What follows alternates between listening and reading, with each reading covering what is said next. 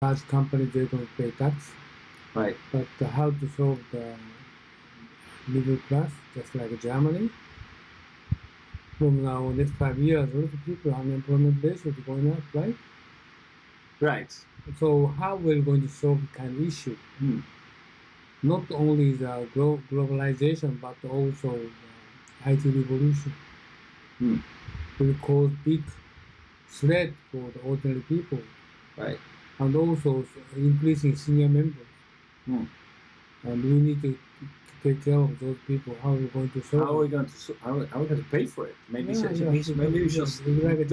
should start there. Are you going to start there? Yeah. So basically, what there are a number of issues here. So we have first I collected a number of videos that show basically how the system is rigged.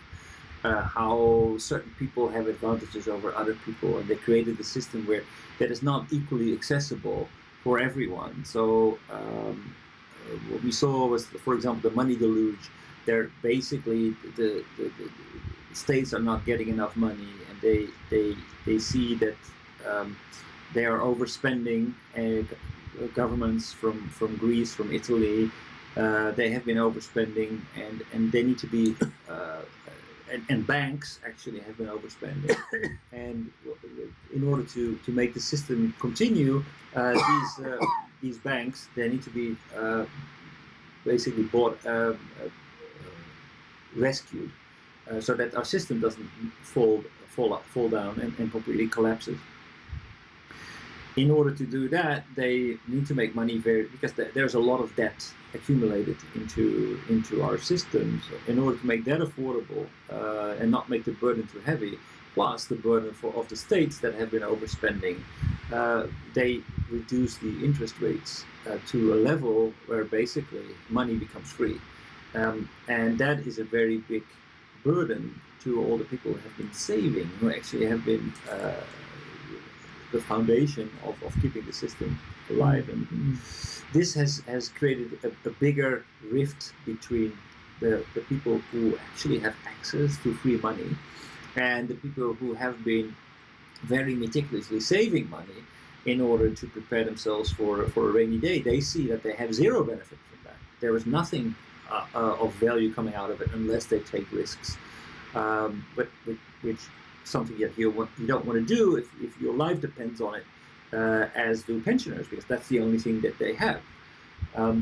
We saw that the taxation system, we just talked about it, that enables big corporations to find holes into the global tax system on a legal way, of course, on a morally objectionable way, but on a legal way, to take advantage and shop around and find the cheapest way to bring your money back to your shareholders. The whole, maybe the Bible, it's almost like a biblical, it has become a biblical phrase that we need to provide shareholder value. This is also, it hasn't always been like that. Maybe we don't question it anymore, but it hasn't always been like that.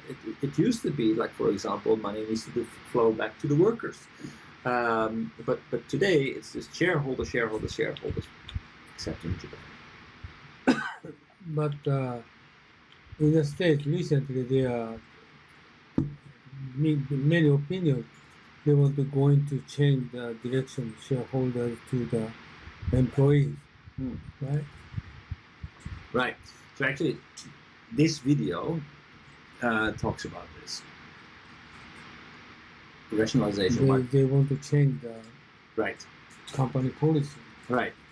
So actually, maybe this is a good way to start. あ、ごめんなさい。おー、高橋さん。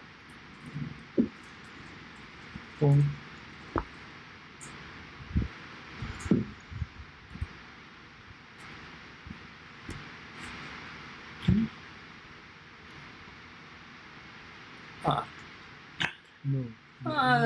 Don't make it. Just cannot make it. Just cannot.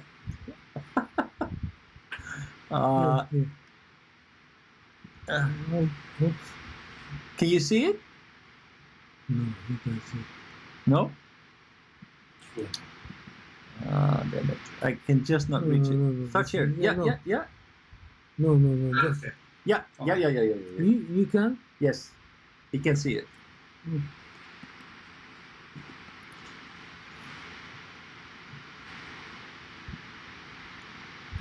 Oh, this one?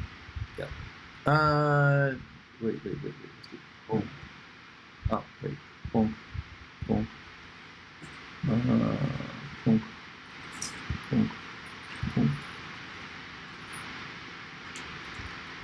Hello. Yeah. Sam. Yeah, it was it. What is she talking about?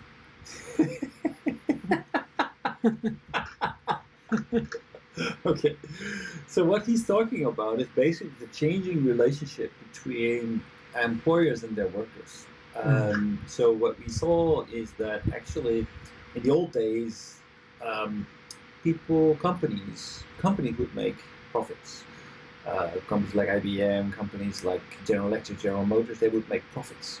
And those profits would be reserved and put back into the organization to educate their workers and to basically reallocate them, to allocate some of their profits to their workers. But what happened is that globalization started to take place. And in the first phase, he called that rationalization.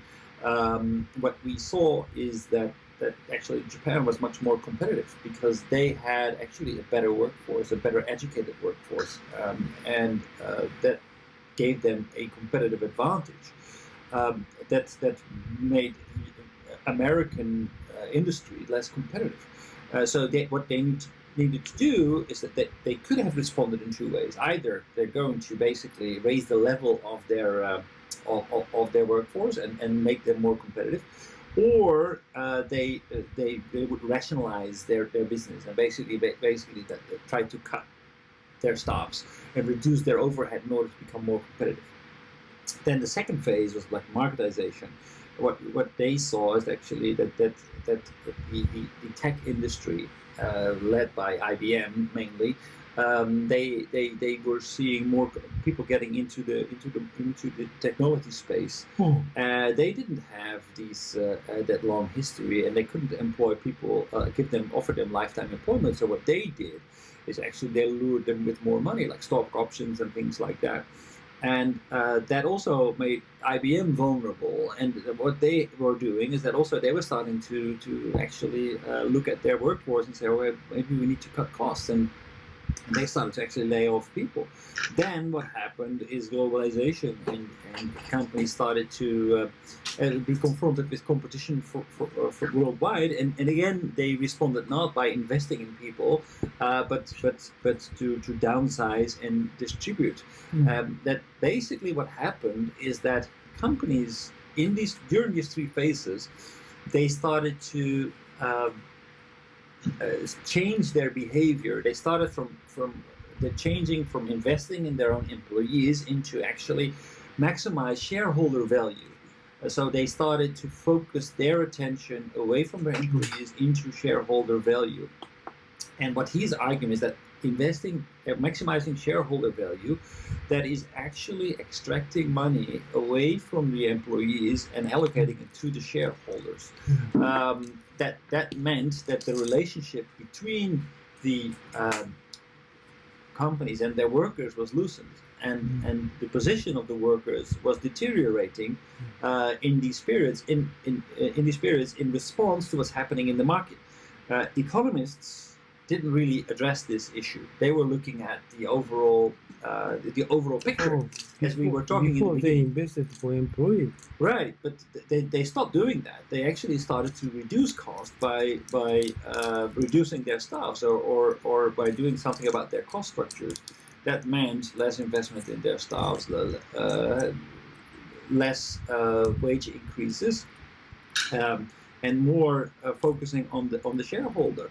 And that money, the profits that were made in these companies, these companies survived. IBM survived. General Electric survived. So that means they're still profitable. but those profits are not being invested and not given back to the workers. They are being allocated to shareholders, not only in terms of dividends, but also by stock. Why are they switching to the shareholders from? It became the general mode.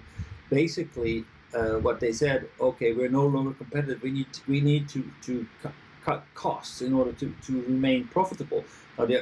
Their direct costs are the workers, right? They are the investment in their workers. They are direct costs, and basically capital can flow freely. Workers can also flow freely if you basically say, okay, well, you are now officially competing with workers in India, because if you don't do it, if we can compare your salary with the salary in India. Now, if we put the money that we and the machinery that we are investing in the United States, if we put that in India, we can reduce our costs, and actually that keeps us competitive. That gives us a profit. That profit, if that would have been reinvested and given to the workers, that would be fine. But actually, the capital now became driving. But the capital, and that is basically the shareholders that provide the capital, the owners of the company provide the capital. So what Marx was talking about in 100 years ago, or more than 100 years ago, about the capitalists who would gain unfair benefits, that's actually what he's talking about. So basically, we see that there's been a shift from basically allocating the rewards to the production factor capital, of production factor labor, towards the allocating the rewards to the production factor capital.